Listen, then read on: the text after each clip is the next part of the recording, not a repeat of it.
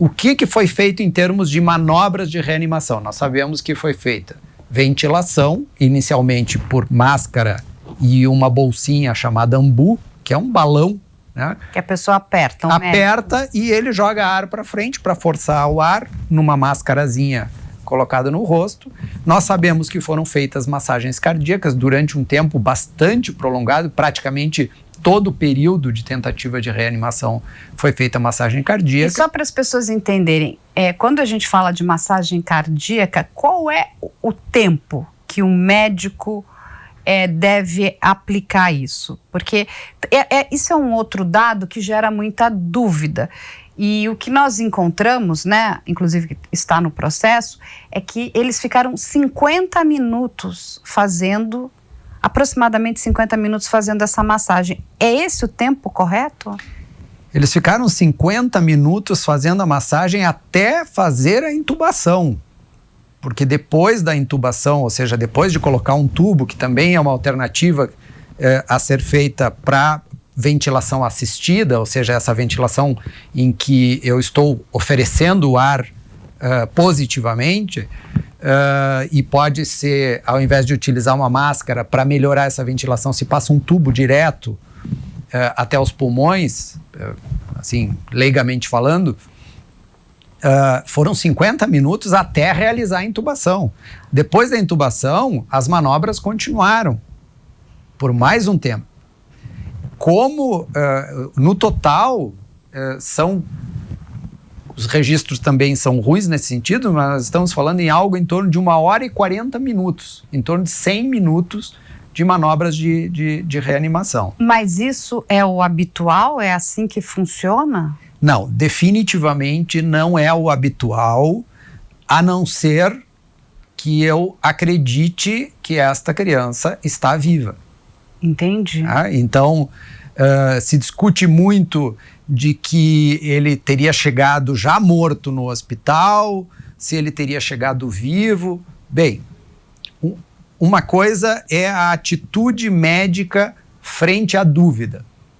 Se uma criança chega para mim em parada cardiorrespiratória e eu não sei há quanto tempo ela está em parada cardiorrespiratória, pode ser 1 minuto, ela pode ter parado na porta do hospital, podem ser 5 minutos, 10 minutos, 15 minutos. A minha atitude como médico emergencista é de investir nessa criança. Eu não sei se ela está morta ainda, então eu vou investir nela. Esse investimento, ele vai depender do quanto de informação eu tenho sobre o que aconteceu antes e de como evolui essa criança ao longo da reanimação. Então nós vemos na literatura os tempos médios de reanimação estão na faixa de 35 minutos.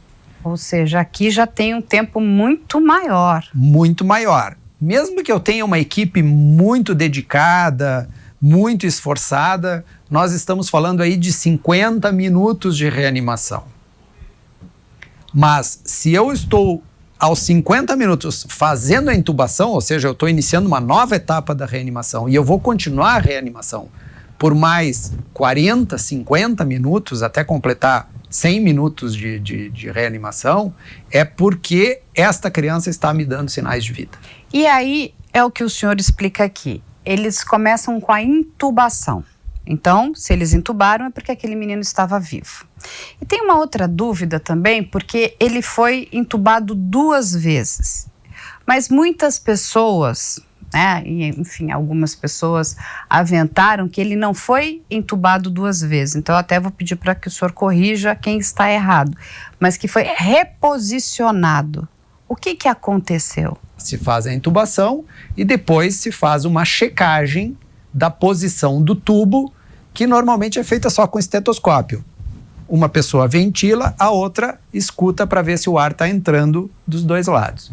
Se houver dúvida quanto a isso, então há necessidade de ou tentar um reposicionamento do tubo, que pode ser tentado, digamos, às cegas, ou se realiza uma radiografia para verificar se o tubo está na posição correta. Há registros de que houve necessidade, foi feita uma radiografia e houve necessidade de reposicionamento do tubo. Aparentemente, o que houve foi intubação seletiva, de apenas um lado. Então, houve necessidade de reposicionamento desse tubo. Um risco associado e inerente à passagem do tubo é a de perfuração, seja do esôfago, que foi equivocadamente intubado, seja da própria via respiratória que tenha sido corretamente intubada.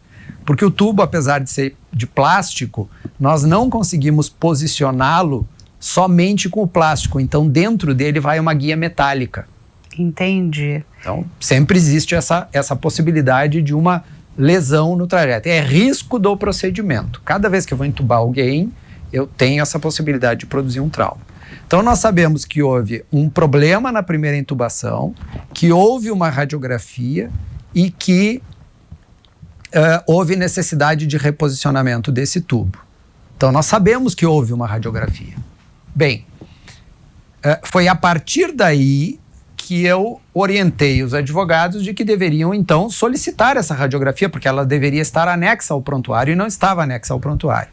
Vem aos autos, então, depois de muita insistência, uma radiografia. Só que essa radiografia que vem aos autos é de 1 hora depois. E não na hora do reposicionamento. E não do horário do reposicionamento. O que levanta a questão de que, então, haveria 2 radiografias, uma feita no momento da verificação da posição do tubo e outra feita depois. Essa radiografia que é feita depois, ela é, entre aspas, assustadora quanto ao que aconteceu ali. Ela mostra que houve, em algum momento houve perfuração, pode ter sido uma perfuração pelo tubo, pode ter sido uma perfuração por causa da pressão do ar, a pressão positiva do ar pode ter perfurado um pulmão. Essa perfuração produziu escapamento de ar para fora do pulmão, que ocupou o espaço do pulmão, encostando o pulmão na parede. Ele parou de inflar e, portanto, parou de respirar, parou de ser útil à respiração e foi colapsado. Imagine um balão que a gente tira todo o ar dele e encosta ele na parede. Foi isso que aconteceu com o pulmão. E se o pulmão não funciona? Não há troca gasosa, portanto, não há respiração mesmo que se jogue ar ali para dentro. E não vivemos sem pulmão, E correto? não vivemos sem pulmão.